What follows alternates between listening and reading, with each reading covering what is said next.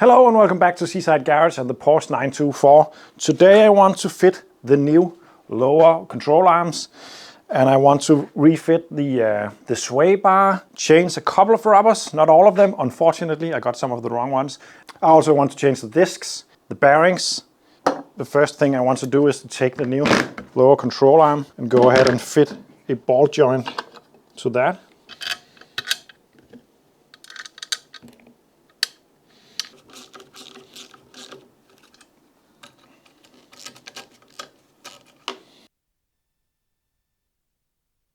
I'm getting ready to install the lower wishbone right there.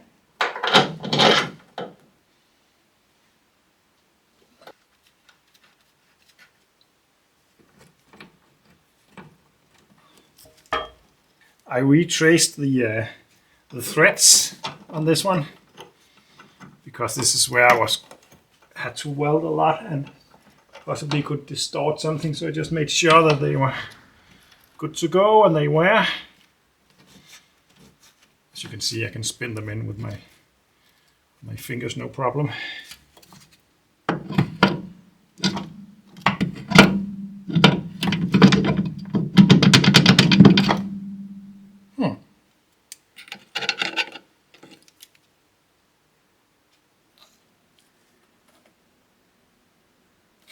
Oh no, I bought the wrong ball joints.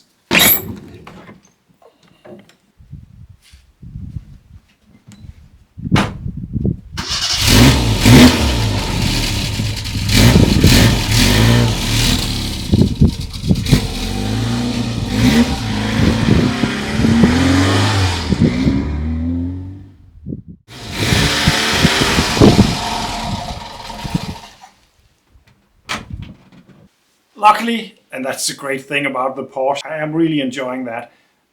A lot of the parts are very generic.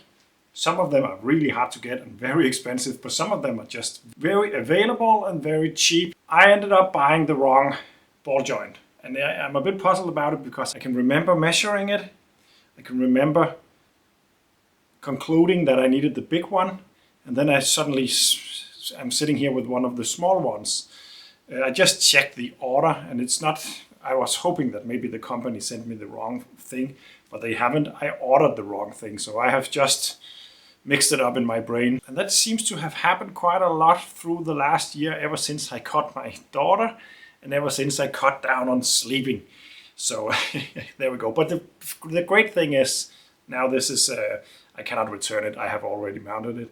I will get some use for it in the future, at least the boot, but most likely the entire bit, because it's a pretty generic thing, as it is on a lot of other cars, and it was very cheap. And the other great thing is I could just drive to the local shop and buy the correct one. And the correct one is exactly the same. The diameter is just bigger on the spindle thingy. So I'm gonna fit this one. And yeah, it's a shame and it's a waste. Hopefully it won't be too much of a waste. If you need one of these 15mm ball joints, then comment down below. But the great thing is I could just drive there and get another one. Very often on my cars I need to wait at least a week. For instance, the bearing shells for the engine is on its way, but it's been at least a week now, and it most likely take another week before it gets here, and that's really something that stops the progress. But here we go. I'm gonna fit this one up, and then hopefully we can get the wishbone jointed together with the suspension. It also seems as though it is not the only thing I ordered wrong. I also seem to have ordered the wrong rubbers for the stabilizer arm. I cannot really understand that because there's nothing on the homepage indicating it's the wrong one, but it's a completely different size. So I think there are some changes between the years that are a little bit undocumented at some homepages at least. It doesn't really matter though. I have decided that the rubbers are all right for the sway bar. And then let's fit the correct one.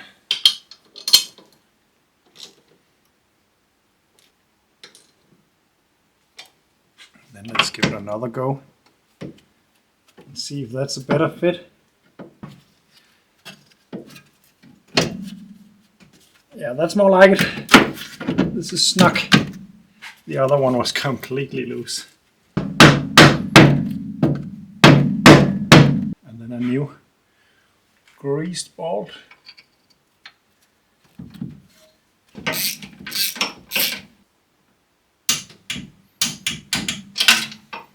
Now on the bolt right here and the bolts back here, I will also tighten up right now.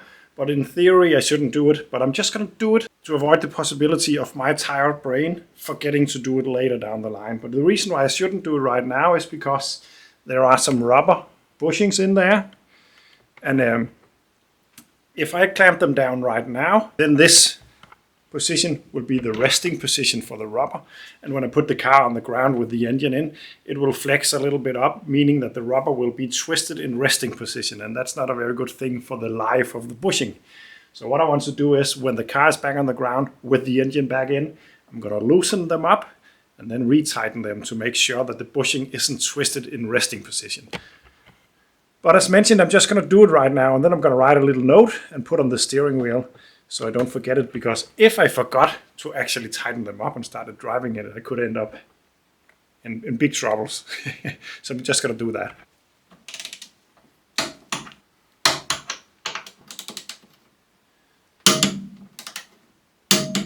There we go. Next up, I want to remove the old brake disc, because I want to change that together with the bearing. Like that. And then in here is a pinch bolt that pinches the bearing in place some way. I'm gonna loosen that up and spin it off. I think it's a bit special, this, but it's probably the same as either the Beetle or the Golf. I just haven't really experienced this before. Like that, and then I think I can spin it off the rest of the way,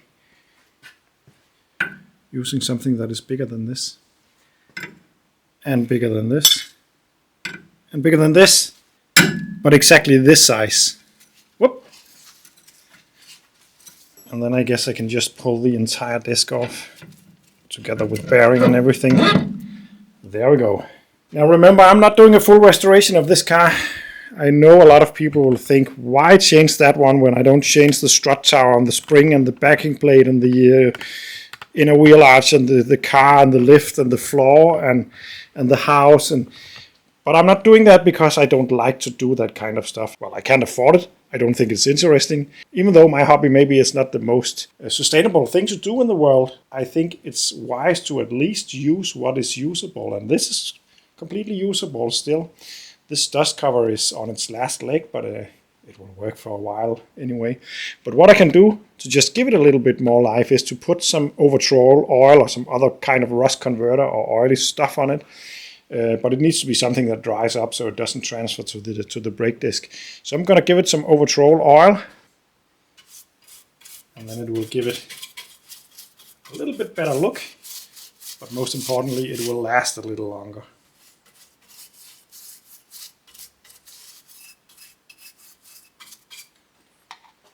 I'm also just going to give the strut tower up there.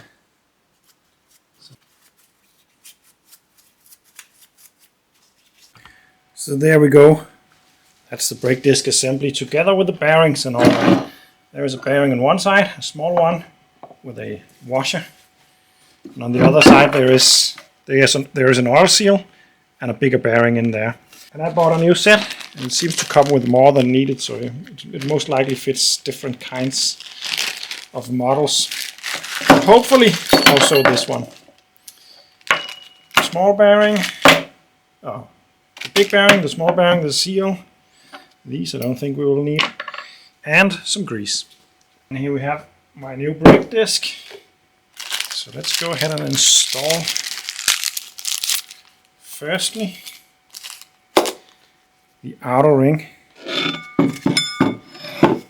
on this side.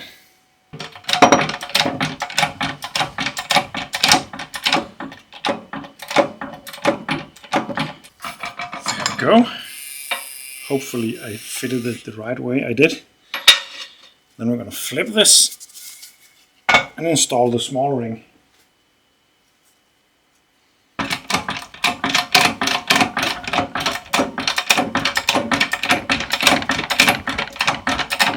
And then I'm going to take the big bearing and some of that grease. And then I'm going to attempt to actually pressurize it within my hands using the rubber glove, to pressurize it into the actual bearing, sort of like making a pressure chamber, to just force the grease into the inside of the bearing like that. Put that in there. And then I'm going to take that oil seal.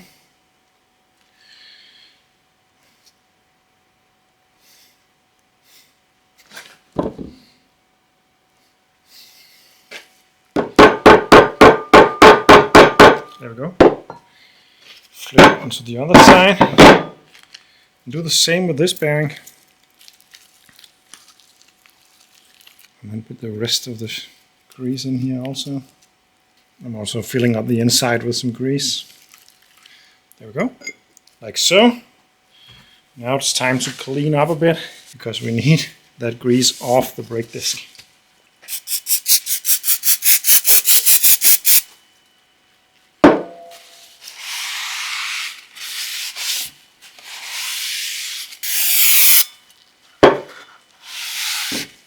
There we go. It is now degreased, and with a clean glove you can feel it with your fingers if you missed a spot. Then I can fit the disc and the bearing back on.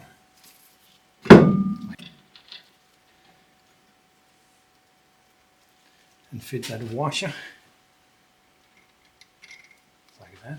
Then we can spin that nut back on. And then I'm going to tighten it up and spinning the disc a bit to make sure that it senses.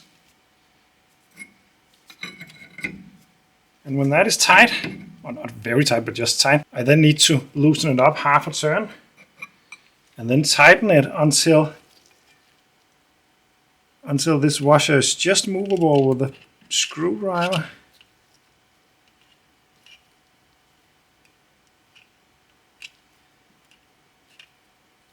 Otherwise it will be over tight. That's around there. And then this nut is tightened up again. And it's got a torque figure, but my torque wrench doesn't go that low. So I will just have to do it on feel. There we go. The bearing kit came with these, but I don't think they will fit. Nope. So that's not for the Porsche. This one goes over top of it, but I'm just going to clean out the old grease and re-grease it with some fresh grease.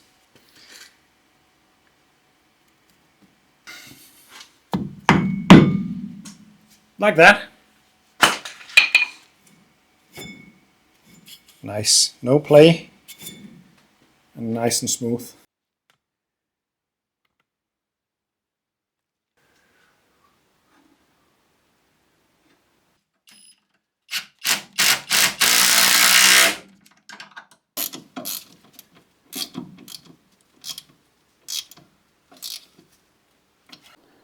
So this is it. The discs are on, the new bearings are on, the lower wishbone, and the stabilizer arm is back on. I had planned to change the rubbers, but I got the wrong ones, and yeah, that will just have to work for now.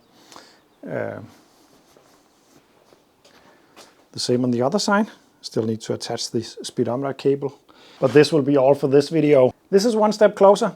I still need to do the brakes, need to fit the calipers, I need to change some of the brake lines and the hoses, bleed the system, and yeah, of course reattaching the steering rack, but I won't do that before the engine is back in, and hopefully the parts for the engine will come very soon so I can continue on that. But so far so good. One step closer to actually driving my daily driver. Thanks for watching, and see you in the next one.